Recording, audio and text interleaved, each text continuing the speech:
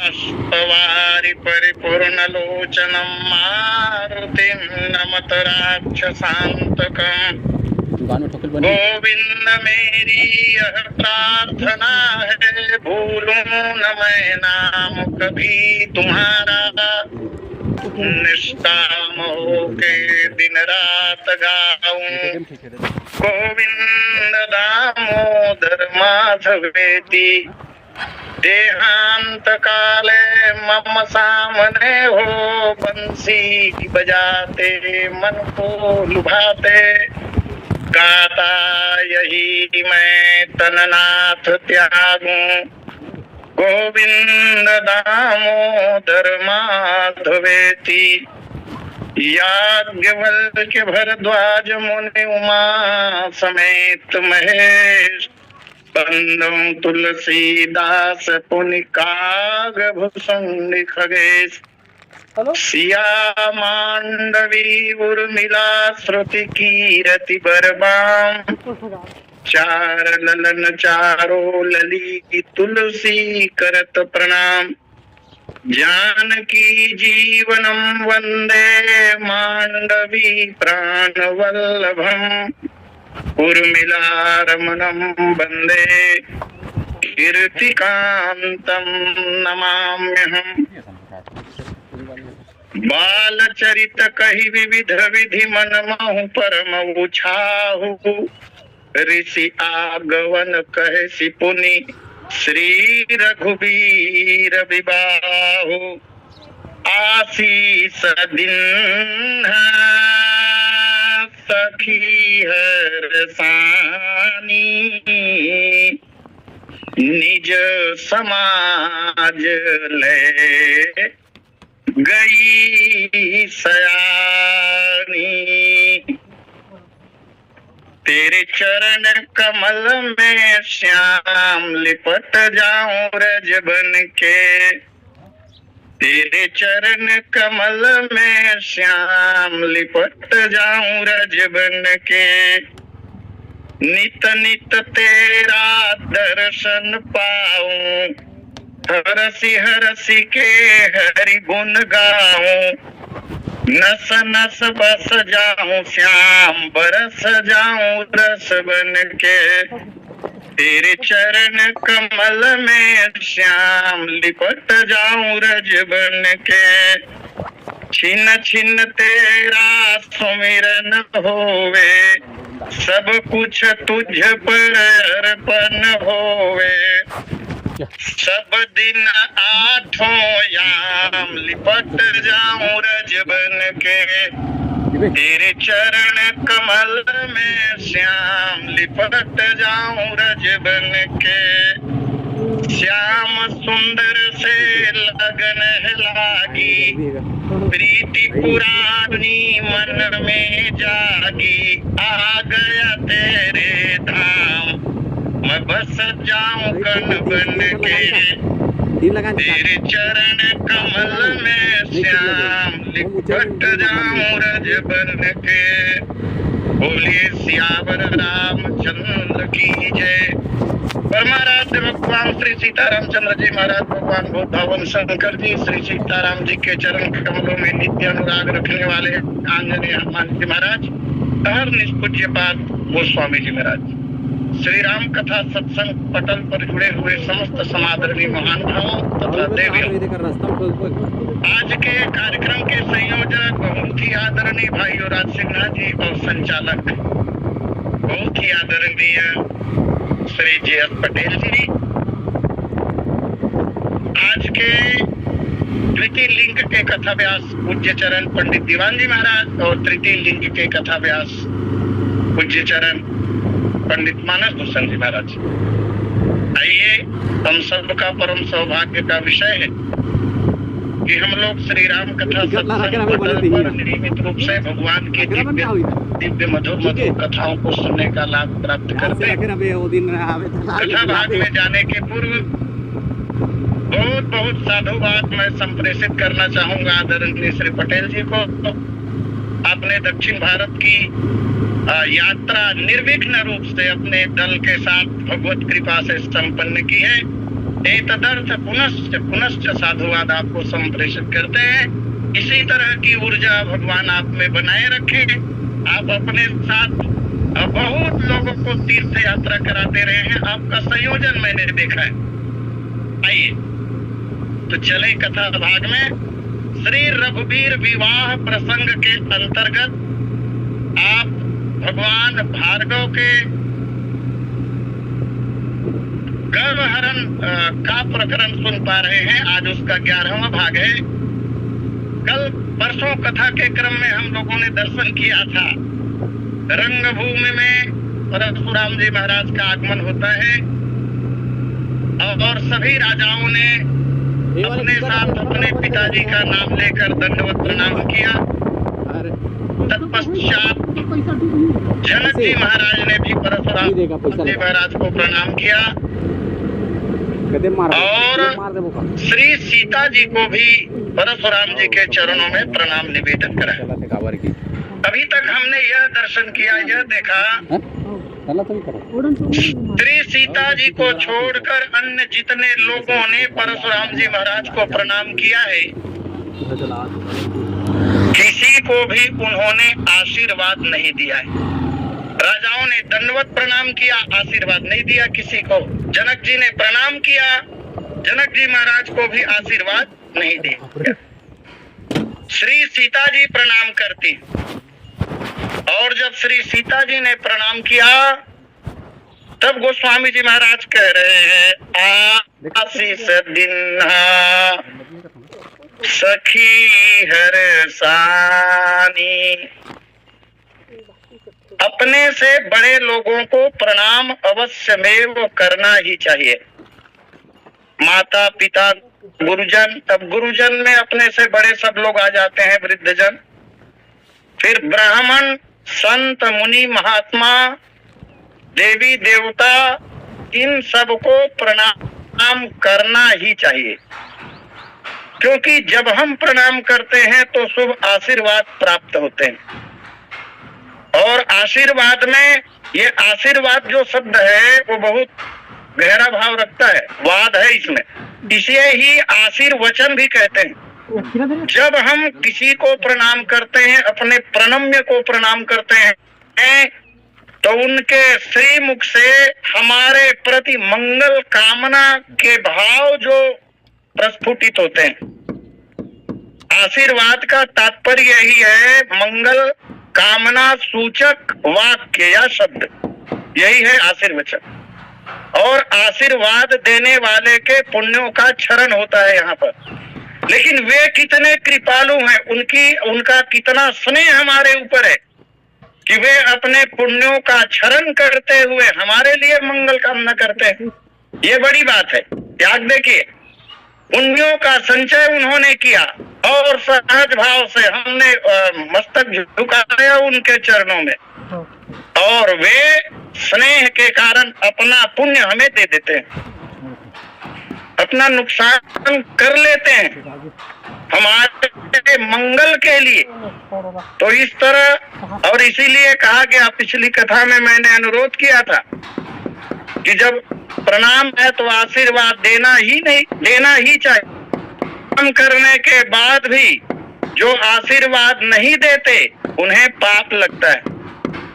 महाराज मनु ने कहा, अभिवादन शीलस्य नित्यम वृद्धोपसेविनः चत्वारि तस्य वर्धन्ते आयुर्विद्या यशोबलम्। अब प्रणाम कैसे किया जाए, इस पर ग्रंथों ने बहुत विस्तार पूर्वक कहा है, मैं उसमें नहीं जाना चाहूंगा। प्रणाम किसे किया जाए आदि बहुत सी बातें, लेकिन मोटे तौर पर इतना अवश्य है कि जब कोई प्रणाम कर रहा होता है तो उसे आशीर्वाद,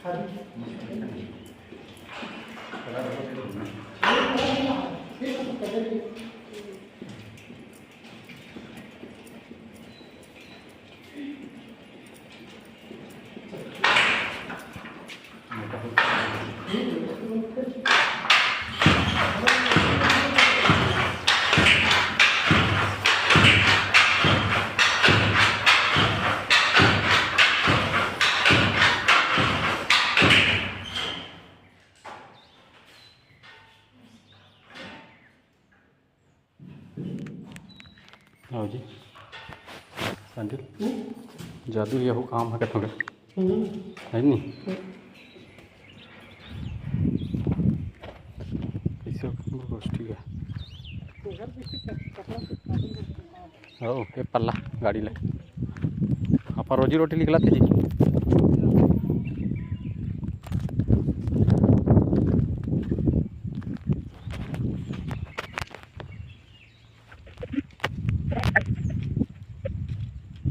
हेलो, आवाज जा रही है सर? जी जी जी ठीक है जी। नेट काम नहीं करे सर, दूसरा फोन से कनेक्ट करवा। ठीक है ठीक ठीक। बोलिए सियावर रामचंद्र की जय। तो मैं निवेदन ये कर रहा था कि भगवान परशुराम जी महाराज से आशीर्वाद लेना सरकारी का समय बहुत आवश्यक समझा गया। इसलिए समझा गया क्योंकि परशुराम जी महाराज के वक्तव्य, परशुराम जी महाराज को देखने से ही कराल रूप है उनका, अनिष्ट की आशंका थी ही।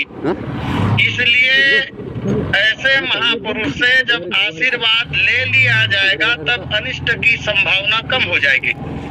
और बहुत सी इस तरह की कथाएं हमारे ग्रंथों में मिलती हैं कि आशीर्वाद ले लेने पर बहुत प्रकार के अनिष्ट जो हैं वो स्वयमेव समाप्त हो जाते हैं। जैसा कि देखे हनुमान जी महाराज को आशीर्वाद माता सीता ने दिया, अजर अमर गुण निधि सुत होहु करहु बहुत रघुनायक छोहु। हनुमान जी महाराज अजर और अमर हो गए, आशीर्वाद का प्रभाव देखे। इसी तरह भगवान श्री रामचंद्र जी महाराज जब गुरु पूर्णिमा मना रहे थे और उस समय अपमान हो गया इंद्र के द्वारा या काशी राज के द्वारा गुरुदेव विश्वामित्र का, विश्वामित्र जी महाराज नाराज हो गए। भगवान राम सिर उतारने के लिए चले गए काशी राज का, और वहां पर जब प्रणाम किया गया विश्वामित्र के चरणों में, काशी राज ने प्रणाम किया तो सब मामला शांत हो गया। इसी तरह विदेह जनक जी महाराज जानते हैं, देविन होई मुधा मुनि भास्था, मुनि का वचन व्यर्थ नहीं जाता, इसलिए प्रणाम कराया ताकि सरल ढंग से युक्ति युक्त तरीके जो अनिष्ट की संभावना दिखाई दे रही थी वो दूर हो जाए। इसलिए सीता जी ने जब परशुराम जी महाराज के चरणों में प्रणाम किया। यहाँ एक बात मुझे अवश्य कहनी है, दंडवत प्रणाम करना हम लोगों के लिए है, पुरुषों के लिए है।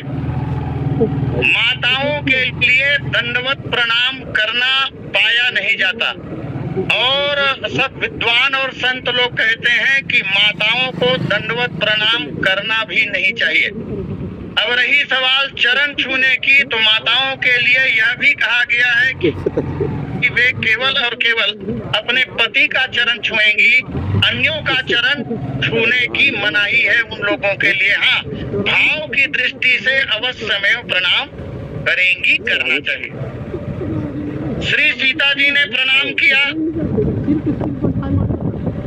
यहाँ पर एक प्रश्न मन में आता है कि जब सभी राजाओं को प्रणाम करने पर परशुराम जी ने आशीर्वाद नहीं दिया, जनक जी को भी आशीर्वाद नहीं दिया, तब सीता जी जब प्रणाम करने लगी तो बिना कोई अन्य विचार मन में लाए उन्होंने आशीर्वाद कैसे दे दिया? जो दिया होगा आशीर्वाद, तो ये श्री सीता जी का प्रभाव है, एक कारण श्री सीता जी का प्रभाव। और दूसरा कारण ये है, जैसा कि काकुसुन जी महाराज कह रहे हैं, बोले दोनों खगेश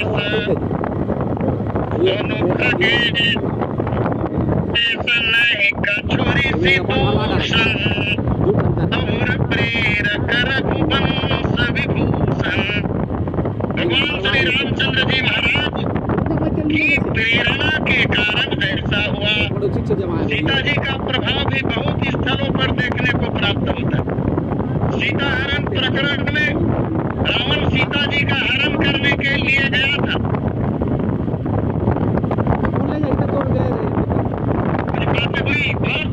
लिखा बोले सुनत वचन दस सरिसाना मन महु चरण बंदी सुख माना। रावण हरण करने के लिए गया के चरण चमन घर खेलते यार में प्रणाम की विचार अलग अलग हो सकते हैं। ही हम सुनते हैं बहुत लोग यहाँ पर रावण की वकालत करते हुए दिखाई देते हैं कि नहीं, रावण का विचार जो है वो अपवित्र नहीं है क्योंकि वो प्रणाम कर रहा है। तो रावण प्रणाम तो कर रहा है तो हरण क्यों? दी कहा थे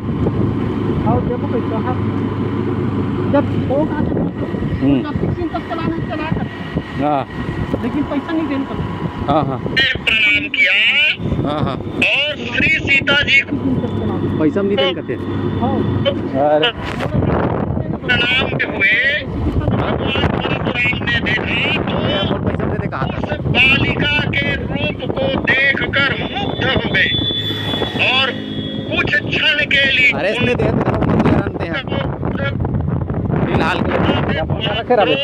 शांत हो गया और उन्होंने आशीर्वाद दे दिया। जिया हो सोया जग छाई के और एक हाथ का नहीं मर सुख सुषमा सरसात पतिव्रत माहि प्रवीण हो कोई रहे अचल और श्री राम परशुदा ग्रंथ में लिखा परशुराम जी ने सीता जी को क्या आशीर्वाद दिया? माताओं के लिए आशीर्वाद हो ही नहीं सकता जो आशीर्वाद भगवान परशुराम जी दे रहे हैं। सावित्री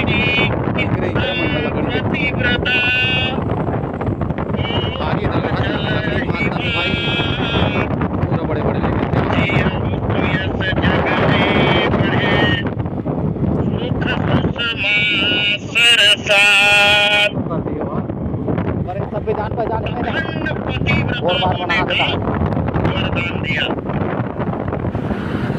और बड़े बेचे हो तो मारती लकड़ी पल्ला निकाल निकाल के। कथा आप सुन चुके हैं कई बार। स्वामी जी महाराज ने भी आशीर्वाद दिया था। कितना फलित हुआ उनका आशीर्वाद?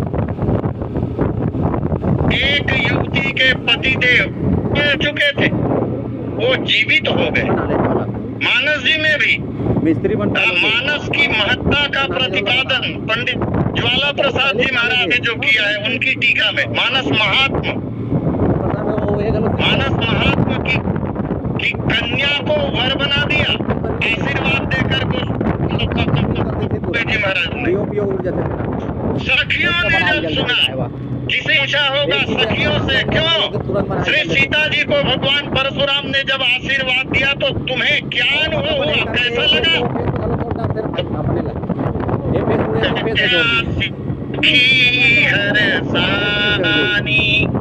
सीता जी की प्रसन्नता का वर्णन मानस कवि नहीं कर रहे।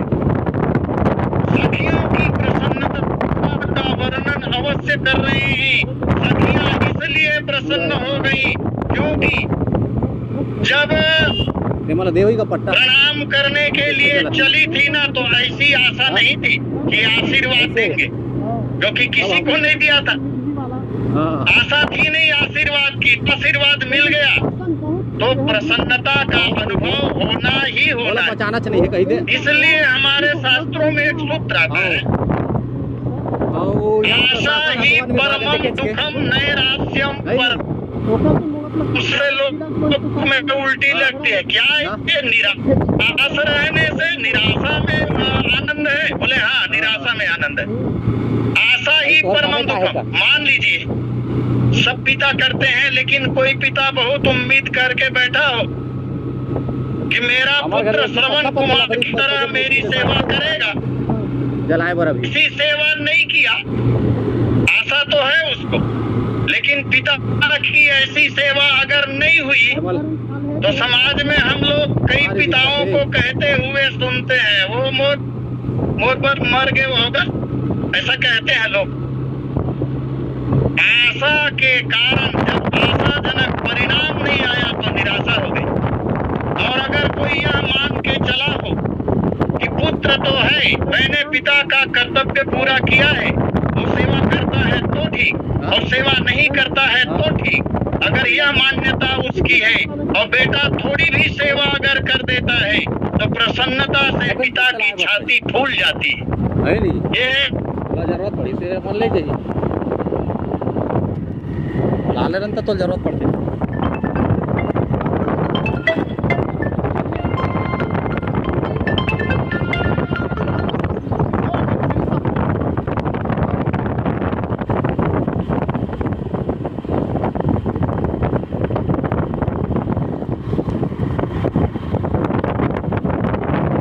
आशीर्वाद की व्याख्या कर रहे हैं एक कवि, तो बहुत बढ़िया पद दिया उन्होंने। टंकी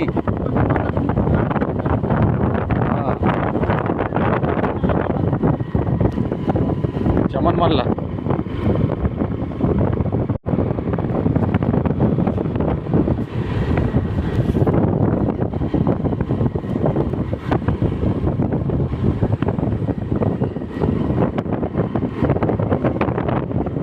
सब वाला व्यवस्था मुहित ना करना है का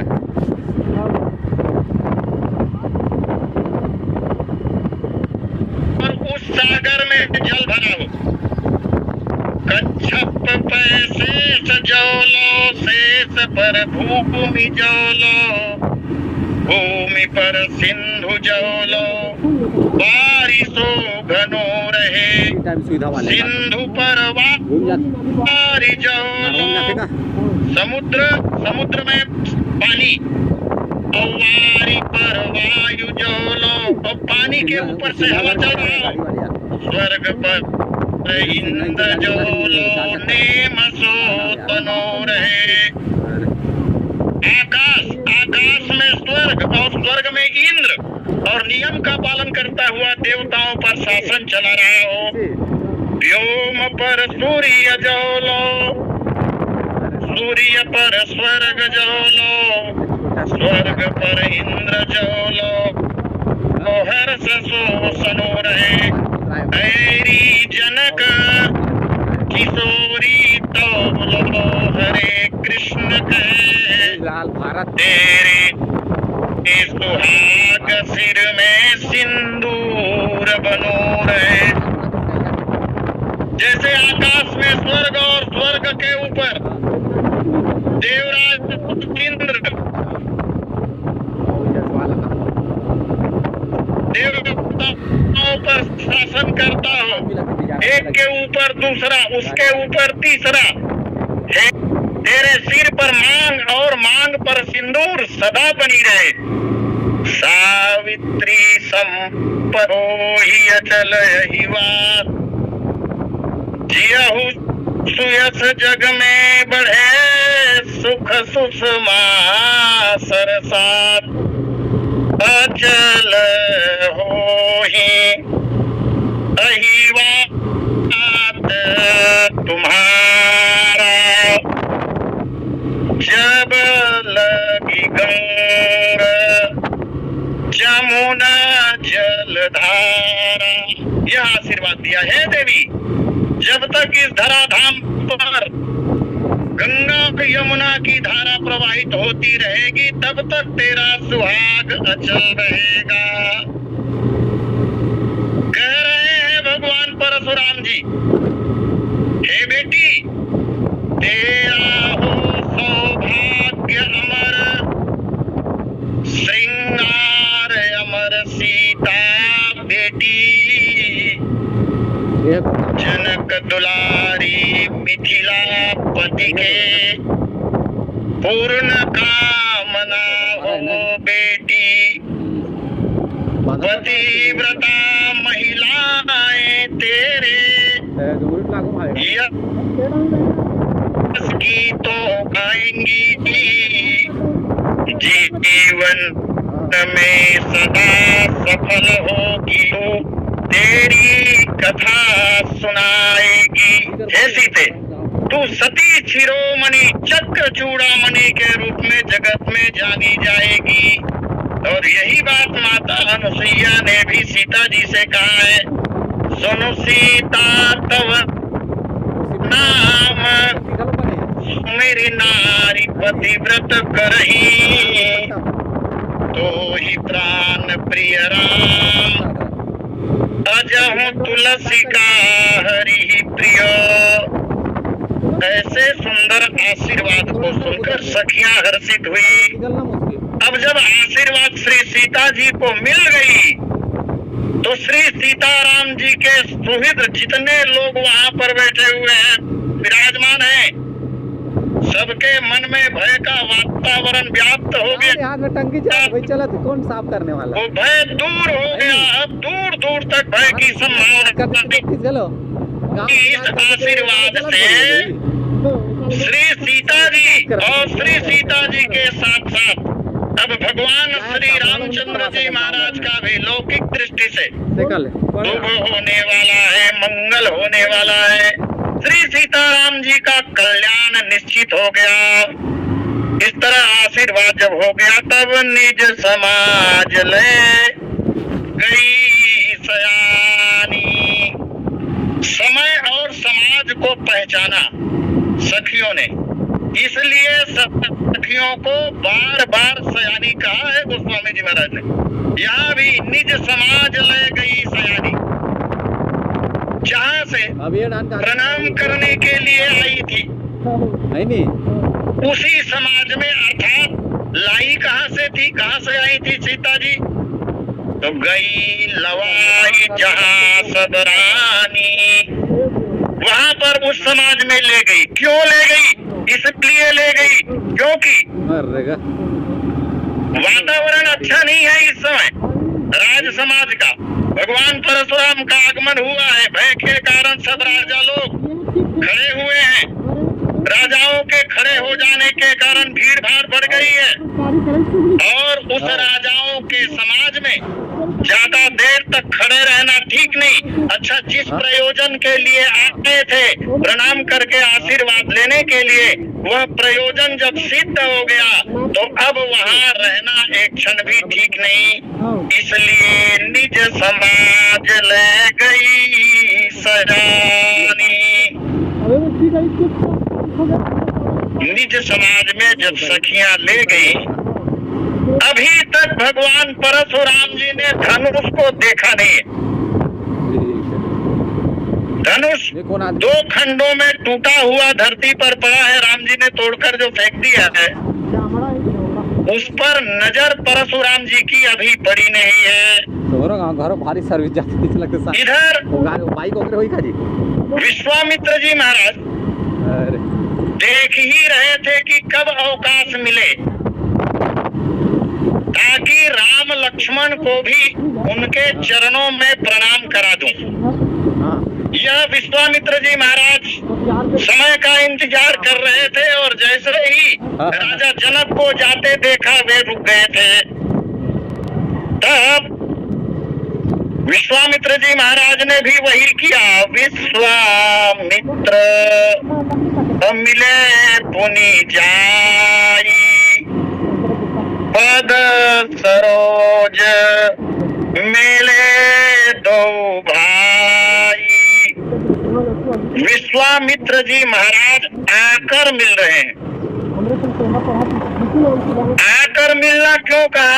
जो जरूरी है आकर मिलना विश्वामित्र जी महाराज को।